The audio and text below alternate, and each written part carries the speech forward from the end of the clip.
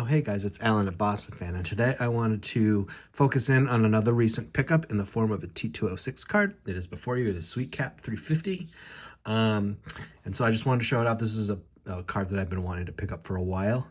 On the front of this card is a player who had a career 39.4 WAR. He was a four-time 20-game winner. He outpitched Cy Young in a World Series. He was part of the first All-Star game.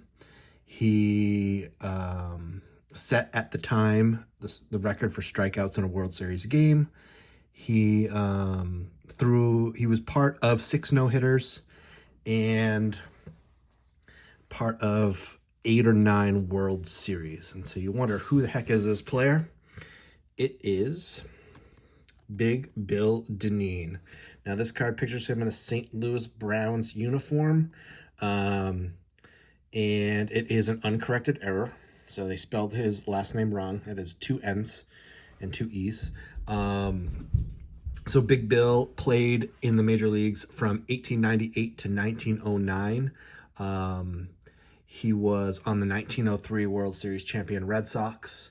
And that's when he outpitched Cy Young. Cy Young went 2-1 in the series. Dineen went 3-1. He had a 2.06 ERA. 2 shutouts, and he completed all 4 starts that he made. Cy Young had a lower ERA, but didn't have any shutouts.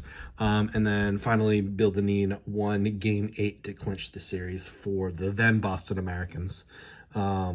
His record of 11 strikeouts, I think it was in Game 2, set the record that was set the day before, so that's not much of anything. Interesting enough, in 1904, so the year after the World Series, he completed all 37 games that he started, which is pretty cool. He threw a no-hitter in 1905, and then 17 days after he finished playing in 1909, he became an American League umpire. And so that is where he was involved in baseball for the next, sorry, I'm trying to focus here, for the next almost 30 years. And while he was an umpire, some things of note: he called 5 no-hitters behind the plate. He participated in 8 World Series, including being the crew chief of the 1932 World Series when Babe Ruth called his shot. And he was the home plate umpire for the first half of the first All-Star game in 1933. So I wanted this for my Red Sox collection as I'm building some of the pioneers of the Red Sox. And then hearing the rest of his story is pretty amazing. It's pretty cool to own a card of this guy that accomplished so much and was part of so much of baseball history for the first, 4 decades of the game. Obviously, his playing stats themselves don't warrant Hall of Fame recognition, but I feel like, I don't know, there should be some kind of, the fact that he was in the game for 40 years and he combined it playing and hitting. I thought it was not playing and hitting, playing and umpiring. I thought it was pretty cool. So the card itself, it's a little worn, which I kind of expect from a T206. The colors are nice, not bright, I would say, but, the typical, in action or non-portrait, kind of like orangey sunset with the field below, and you can kind of make out maybe some trees, maybe a building or something there. It's a really cool card.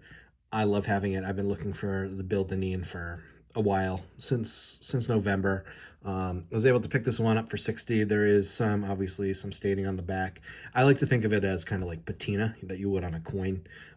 These things have obviously been handled and been around for a while, so I expect some wear, some tear. The corners are fairly intact. Obviously a crease down here. A really nice image of the card.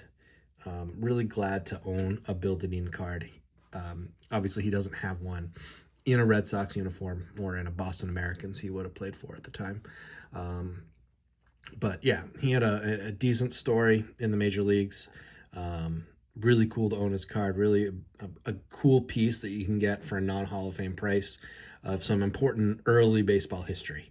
To be part of the first World Series, to be part of the 1932 World Series, in addition to 7 other World Series. I didn't take note of which series he was umpiring in. But the crew chief, he was there when Babe Ruth called his shot. He was teammates of Cy Young in the 1903 series. He won the clinching game. It's just cool. It's just so cool. And you can get such cool history out of these T206 cards.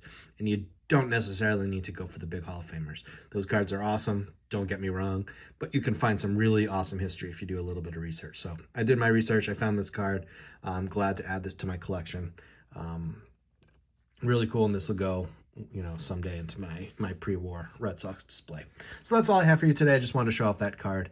I thought it warranted its own video just because, Bill Dineen was a pretty, cool career pre-war, and then I just don't think he gets talked about a lot. So thanks guys for watching. Until next time, keep collecting, keep having fun. Adios amigos.